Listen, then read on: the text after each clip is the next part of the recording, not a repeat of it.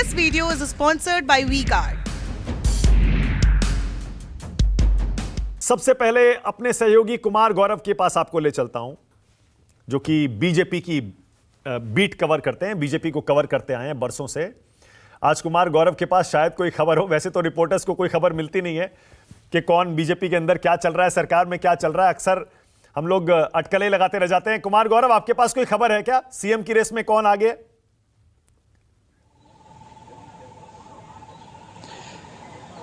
देखिए, बिल्कुल अभी जो खबर आ रही है कि मुख्यमंत्री बनाने में इतनी देरी क्यों हो रही है, तो उसके पीछे जो जवाब आ रहा है वो आ रहा है कि बीजेपी कुछ नया प्रयोग करना चाहती है इन तीनों राज्यों में, क्योंकि बम्पर मैंडेट मिला है और कहीं सीट की या किसी के नाराज या किसी के खुश होने से मैंडेट पे या सरकार पे कोई असर नहीं पड़ने वाला है। और जाहिर सी बात है, तीनों राज्यों में मोदी की गारंटी नाम से ही घोषणा पत्र जारी किए गए थे और इसलिए पार्टी को भी लगता है कि ये एक सही वक्त है और लोकसभा चुनाव सामने है कि राज्य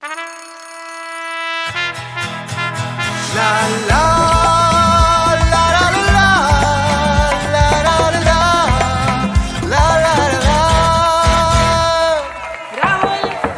राहुल तन के साथ मन को जगाओ वी-गार्ड वाटर हीटर्स के संग।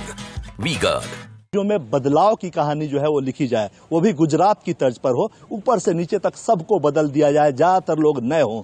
उसके पीछे का तर्क ये है कि 6 महीने के आसपास अब लोकसभा चुनाव का बचा है, बम्पर मैंडेट मिला है, और लेकिन उसके बावजूद अगर किसी चेहरे से किसी को कोई परेशानी हो, तो अगर सब कुछ नया होगा और सामने लोकसभा चुनाव में सीधे प्रधानमंत्री नरेंद्र मोदी का चेहरा होगा, तो वो भी जो 1% की कसक होती है, क्योंकि इन तीनों राज्यों में बीजेपी के पास बहुत अच्छे नंबर्स हैं लोकसभा सांसदों की, तो कम से कम ऐसा चेहरा कोई आए जो कम से कम अगर बढ़ा ना सके सीटों को, तो एक सीट भी कम ना हो। तो इसको देखते हुए और बीजेपी इस तरह के प्रयोग करने के लिए जानी जाती है, और उसके पीछे की वजह यह भी है कि विधानसभा चुनाव में कोई चेहरा दिया नहीं गया था, इसलिए अब ये एक तरह से तय मानकर चलिए कि बीजेपी यहां नए चेहरों को लाएगी। डिप्टी सीएम्स भी होंगे, सीएम भी नए होंगे, और मंत्रिमंडल में भी बहुत खासकर मध्य प्रदेश में चूंकि एक ही जगह सरकार थी, वहां भी बहुत कुछ बदलाव देखने को मिलेगा। तो ये अभी सूत्रों के हवाले से खबर है, और पार्टी तीनों राज्यों से फीडबैक मंगवा रही है और लगातार उस पर मंथन कर रही है। और ऐसा माना जा रहा है, जो सोर्सेज बता रहे हैं, कि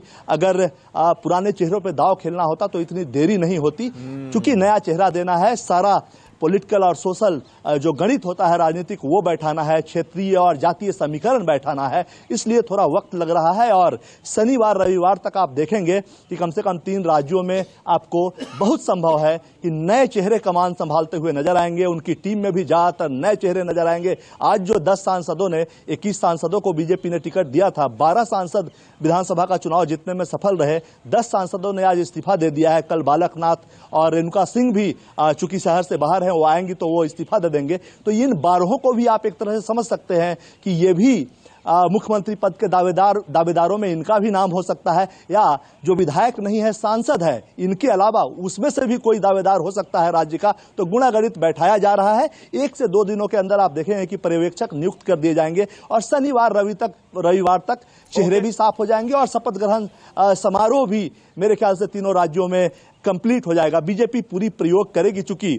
पीएम मोदी के चेहरे पे आगे लोकसभा चुनाव लड़ना है, और ये 3 राज्यों का जो मैंडेट है वो भी पीएम के चेहरे पे है, तो प्रयोग करने में कहीं कोई दिक्कत नहीं है। जो 1% अगर कसक कुछ रहती है पुराने चेहरों पे लोगों को, तो नेतृत्व के तौर पे अगर नया चेहरा आएगा तो वो भी जो निगेटिविटी है खत्म होगी, और लोकसभा में और बेहतर परफॉर्मेंस इन 3 राज्यों में हो सकेगा। इस सोच पे अभी पार्टी आगे बढ़ रही है। अंतिम फैसला जब सामने आएगा तभी मालूम चलेगा, लेकिन ये एक बड़ी, आप कह सकते हैं कि लाइन है जो कि सामने आई है। This video is sponsored by V-Guard.